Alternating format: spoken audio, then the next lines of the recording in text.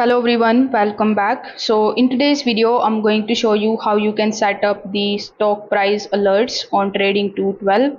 So first of all, you need to simply launch your Trading 212 application and then log in into your account if you haven't already. Now over here from the home page, you just have to simply select that particular stock on which you want to set the price alerts. So over here, you just have to select the option of stocks and then you need to select the stock.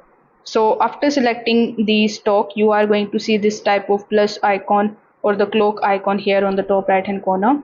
So you need to simply tap on it and then you just have to simply enter the price at which you want to buy or at which you want to sell. So basically you can set the buy side price alert and the sell side price alert.